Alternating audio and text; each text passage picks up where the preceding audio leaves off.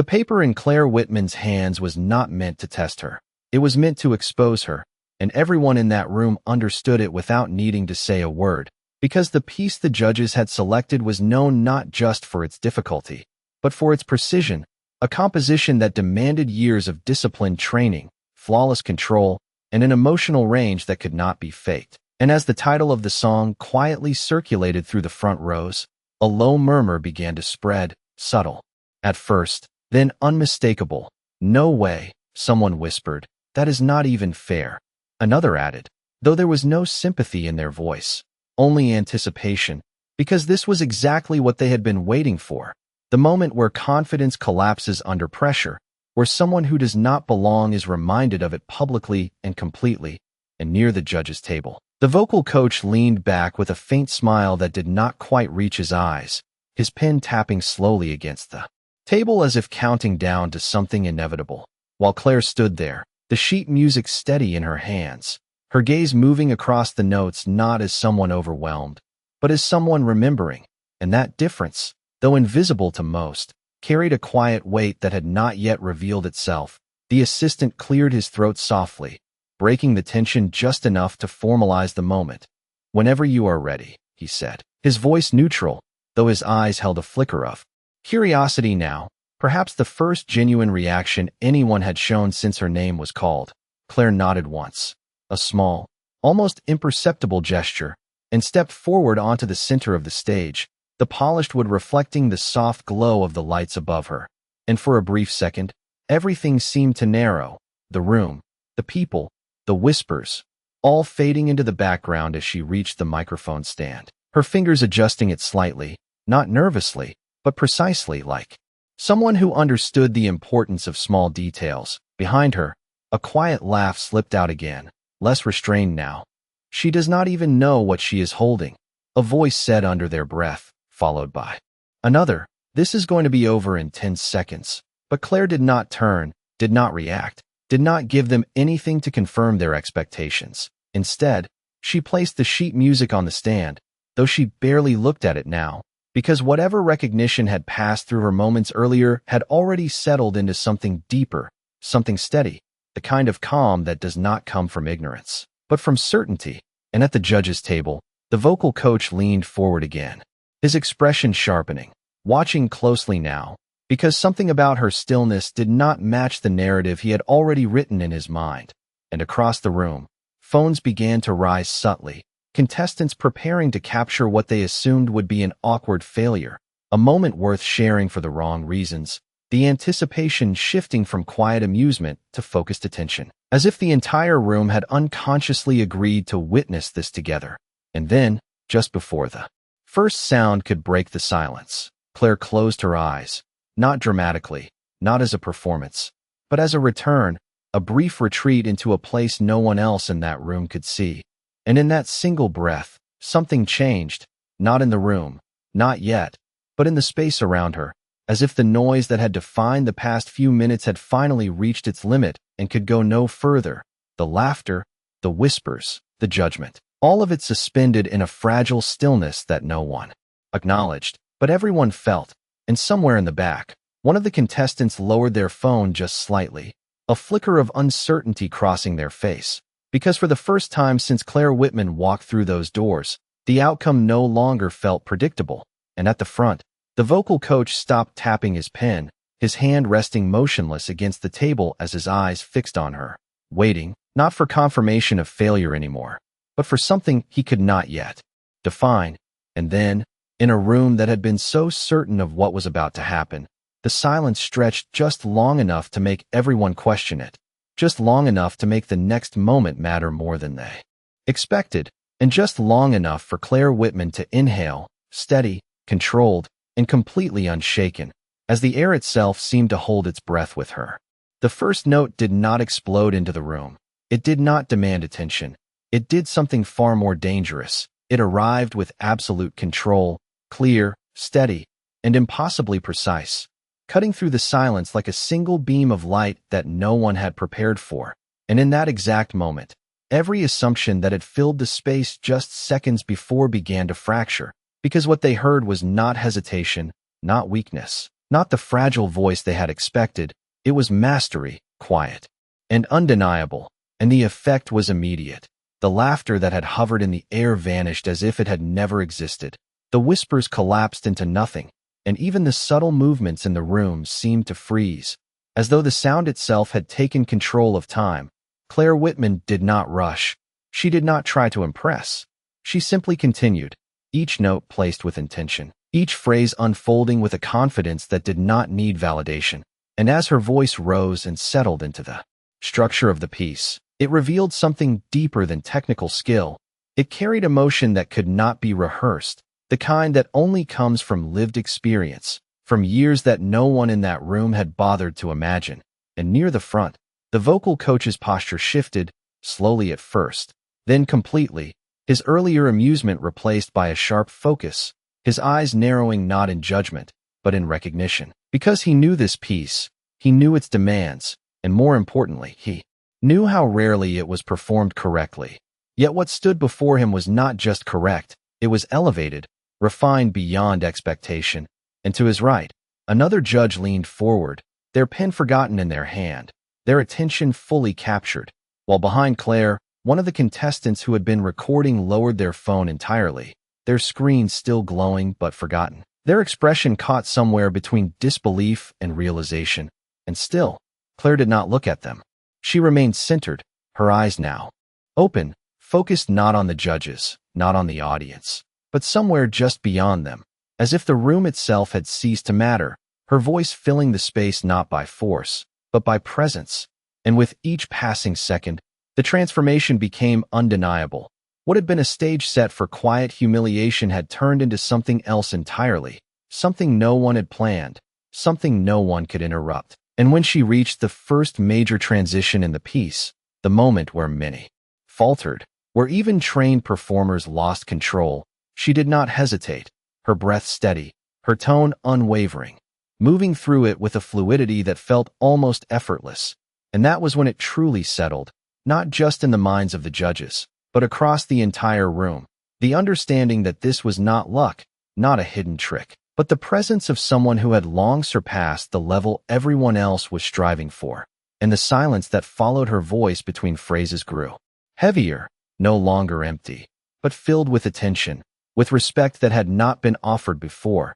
And as she carried the final line of that opening section into a soft, controlled finish, letting the last note fade naturally into the space, no one moved, no one spoke, because the room that had once been so certain of her failure had just witnessed the beginning of something they could no longer explain. And for the first time since Claire Whitman had walked through those doors, there was no laughter left, only silence, complete and unbroken, holding on to the sound that had just rewritten everything they thought they knew.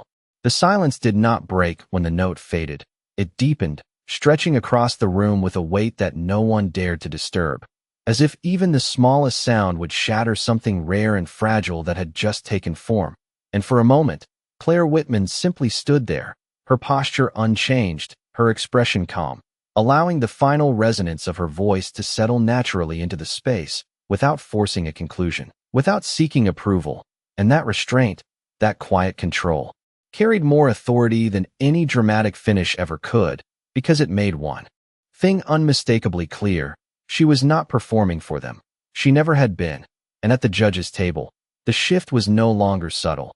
The vocal coach who had once leaned back with dismissive amusement now sat forward, both hands resting on the table, his eyes fixed on Claire with an intensity that had replaced every trace of skepticism, his mind racing not to critique, but to understand. Because what he had just heard did not fit the narrative he had constructed, it did not align with the image he had judged so quickly.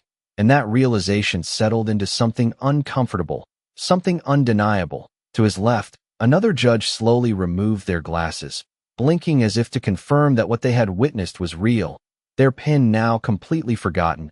And further down the table, a third judge exchanged a quiet glance with a colleague. No words spoken, none needed. The message was already clear: this was different. And behind Claire, the room that had once buzzed with quiet arrogance had fallen into a stillness so complete it felt unnatural. Contestants who had been whispering, laughing, recording, now sat motionless, their earlier confidence dissolving into something far less certain. One of them shifted in their seat, as if trying to reconcile the image they had mocked with the voice they had just heard, but the two refused to align, and that tension lingered in their expression, unresolved and undeniable. Near the back, someone lowered their gaze entirely, avoiding the stage as though it now reflected something they did not want to face, while another slowly slipped their phone into their pocket, the recording forgotten, its purpose no longer relevant, because whatever they had expected to capture had already been replaced by something far more powerful, something they had not anticipated and could not control. And still, Claire did not move to fill the silence. She did not rush into explanation or acknowledgement. She simply waited, her presence steady, her breathing even, as if she understood that the room itself needed time to catch up, needed time to process the shift that had just taken place, and eventually, it was the vocal coach who broke first. Though even that felt different now, his voice no longer carried the edge of condescension, but something measured, almost careful. "Ms. Whitman," he began, pausing briefly as if choosing his words with more intention than before. "How long have you been training?" The question hung in the air, simple on the surface, but layered with everything that had just been undone, and Claire met his gaze again, her eyes steady, unguarded, and for a moment, it seemed as though she might give a long explanation, something to justify the performance, something to make sense of it for them. But instead, she answered in the same quiet tone she had used from the beginning. "A long time," she said, and the simplicity of it carried more truth than any detailed answer could have, because it was not just about time. It was about discipline, about choices made long before this room existed for her, about a path that had never needed their recognition to be real. And the judge nodded slowly, absorbing the response, his earlier certainty now replaced by something far more humbling. And across the room, the silence remained, but it had changed. It was no longer empty. It was filled with something else entirely, something earned, something that had not been offered freely before. And as Claire stood there, waiting without expectation, the room finally understood what it meant to listen, not to judge, not to anticipate, but simply to witness, because the person they had dismissed without hesitation had just shown them something they could not ignore. And in that moment, no one laughed, no one whispered, no one moved, because the truth of what had just happened had settled too deeply to be dismissed. And the room, once so eager to judge, now had nothing left to say. The air in the room did not return to normal after her answer. It remained suspended, as if everyone present understood that something irreversible had already happened, something that could not be undone with a simple question or a polite nod.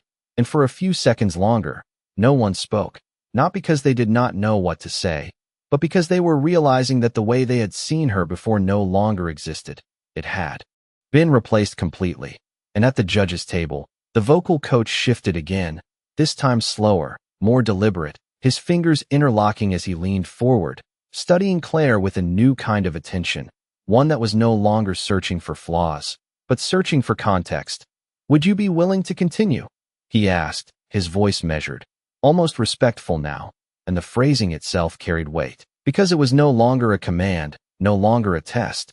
It was a request, and Claire gave a small nod, not dramatic, not triumphant, just acceptance.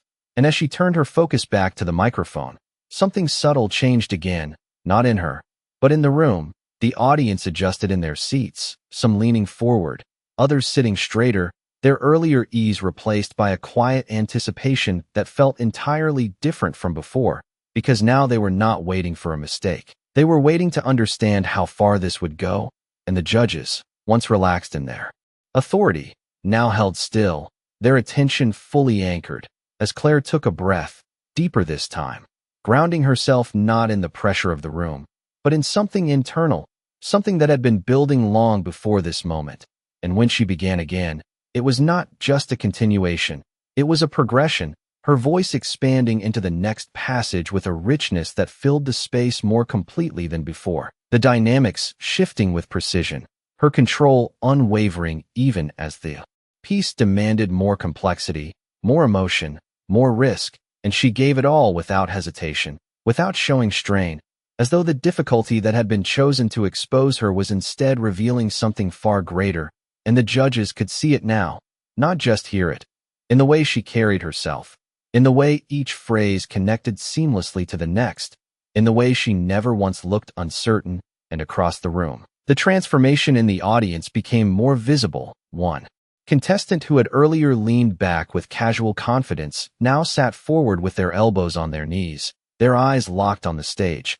Another who had whispered jokes before now pressed their lips. Together, their expression tight with the realization that what they were witnessing was beyond comparison. And near the back, someone shook their head slowly, not in disbelief anymore, but in acknowledgement, because there was no denying it now. This was not just talent. It was experience. It was discipline.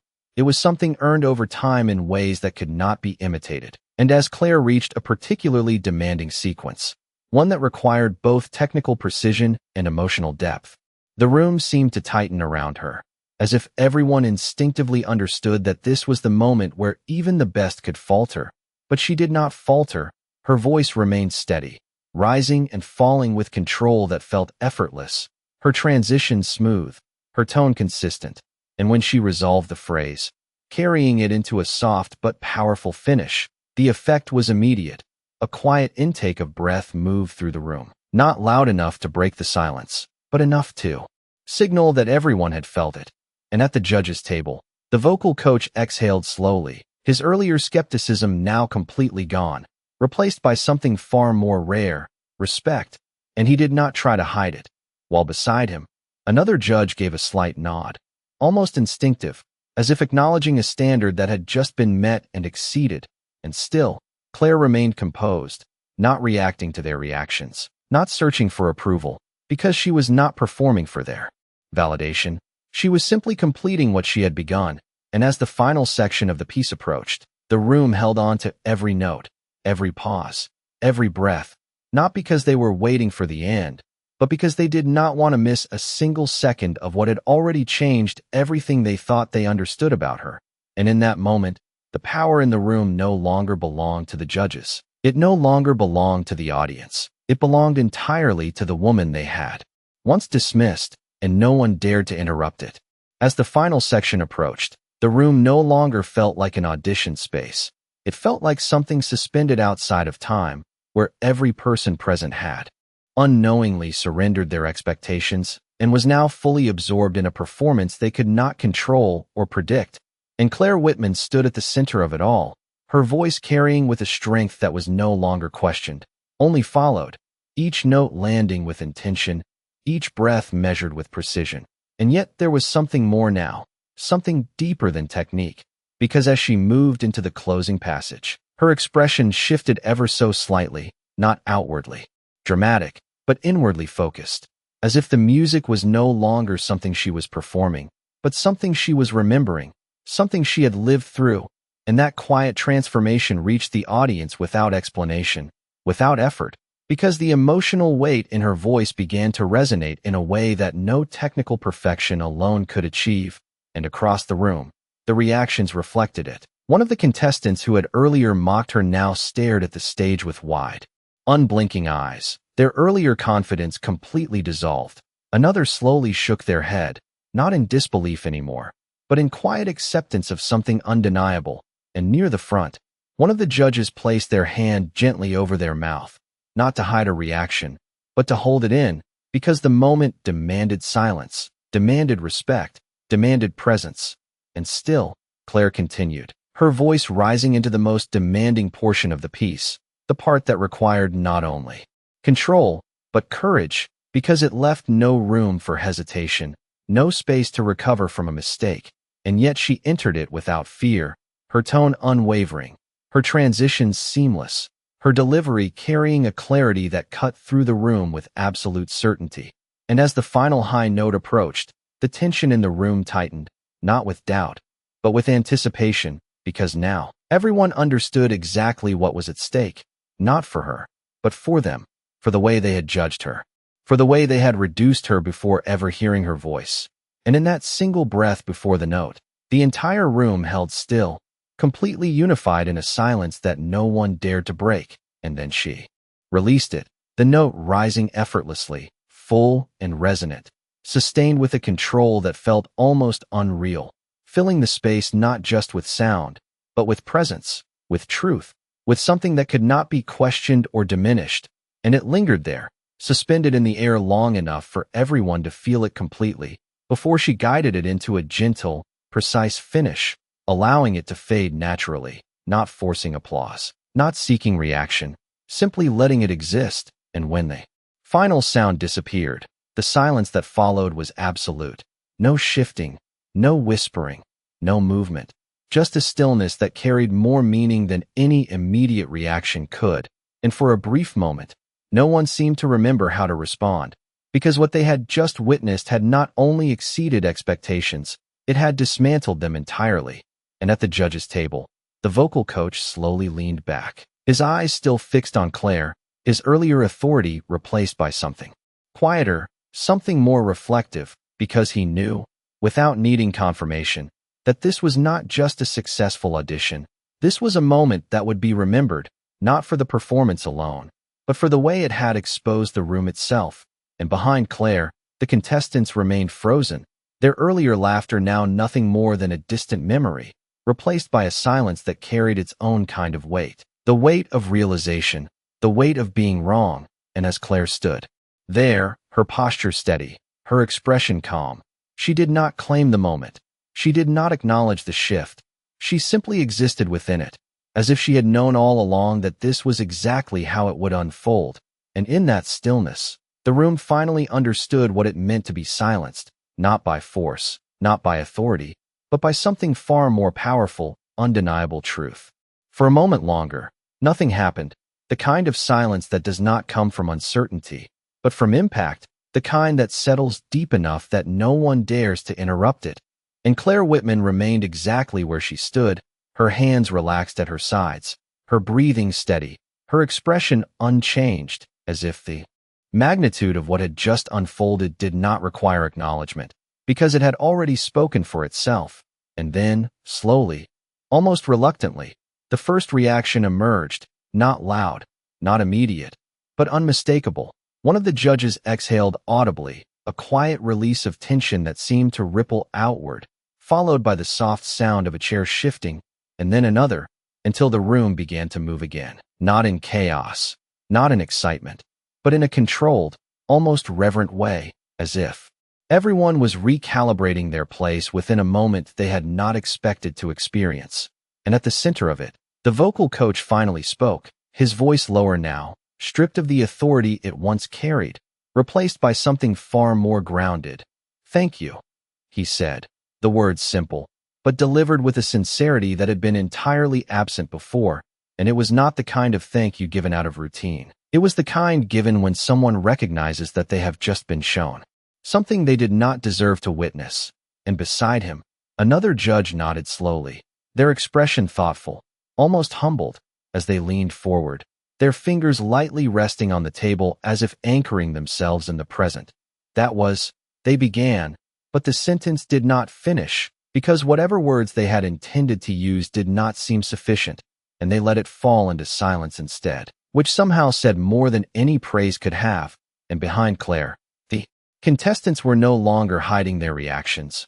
One of them leaned back in their chair, running a hand through their hair as they stared at the stage, their earlier confidence replaced with quiet disbelief. Another looked down at their hands, avoiding eye contact entirely, as if replaying every moment of judgment that had led to this point.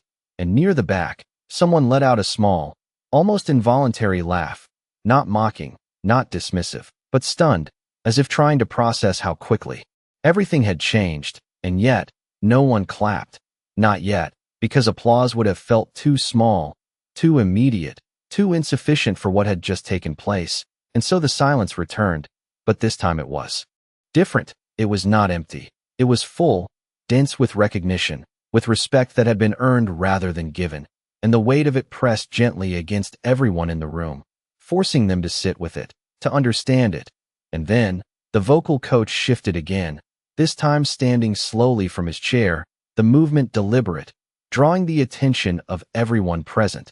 And as he rose to his full height, he did not look at his colleagues. He did not consult his notes. He looked directly at Claire, his expression steady, his posture no longer defensive, but open, And for the first time since she had entered the room, the power dynamic had completely reversed, because the man who had once judged her without hesitation was now standing in acknowledgement, not of her presence, but of her excellence. And one by one, the other judges followed, not out of obligation, but out of recognition, their chairs sliding back softly against the floor as they stood beside him, forming a quiet line of respect that needed no announcement, no explanation.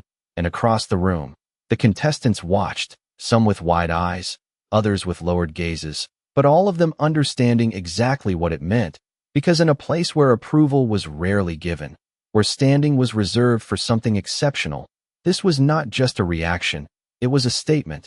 And Claire remained still, her eyes moving briefly across the judges, not searching for validation, not absorbing the moment for personal gain, but acknowledging it in the same quiet way she had carried herself from the beginning. And as the room stood suspended in that shared realization, one truth settled over everything else, clear and undeniable. The woman they had once dismissed without a second thought had not just proven them wrong. She had changed the standard entirely. And in doing so, she had left them with something far more lasting than applause. She had left them with silence that spoke louder than anything they could have said.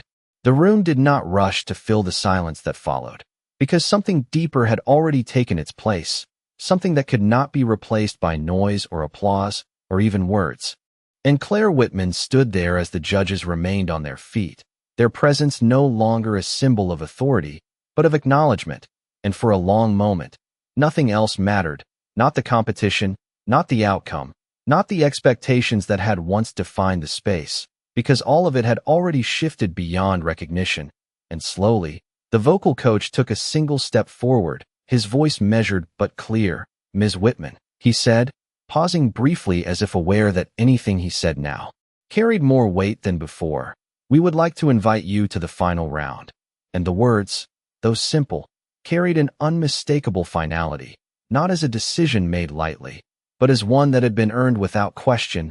And Claire listened without surprise, without visible relief, her expression calm as always, because for her, this moment was not about validation, it was about completion, about standing in a place where she had already proven everything that needed to be proven. And she gave a small nod, a quiet acknowledgement that did not seek to prolong the moment. And as she turned to step away from the stage, something unexpected happened. One of the contestants in the front row stood up, not dramatically, not for attention, but almost instinctively. And then another followed, and another, until the room that had once been filled with quiet judgment was now rising in unison, not out of obligation, but out of recognition, because they understood now, not just what they had witnessed, but what they had almost dismissed without a second thought. And the sound that followed was not loud. It was not overwhelming. It was steady, genuine, the kind of applause that builds slowly, not from excitement, but from respect. And Claire paused for just a second, her hand resting lightly at her side as she glanced back, not to absorb the praise, but to acknowledge the shift, because she knew that what mattered had already happened long before the applause began. And as she continued walking, moving past the rows of contestants who now avoided her gaze or met it with quiet humility, the room seemed different, smaller somehow, quieter, as if the weight of its earlier arrogance had been lifted and replaced with something more grounded, more honest. And near the back, the same voices that had once whispered now remained silent, not because they had nothing to say, but because they finally understood the cost of speaking too soon. And at the judges' table, the vocal coach watched her leave, his expression thoughtful, his earlier certainty replaced by something far more lasting, because he knew that this moment would stay with him, not as a lesson he had taught, but as one he had been given. And as the doors at the back of the room closed softly behind Claire Whitman, the sound seemed to mark the end of something larger than an audition. It marked the end of an assumption, the end of a pattern that had repeated itself too many times without question. And in the quiet that followed, no one rushed to speak. No one tried to explain what had just happened, because the truth did not need explanation. It had already been heard, clearly and completely, and it lingered in the air long after she was gone, settling into the room, into the people, into the silence itself. And on that day, without raising her voice beyond what was necessary, without asking for attention or demanding respect, Claire Whitman left behind something far more powerful than a performance. She left behind a reminder that the quietest person in the room is not always the weakest, and that sometimes the ones who say the least are the ones who change everything. And as the last echoes of applause faded into stillness, the room finally understood what dignity sounds like when it does not need to prove itself.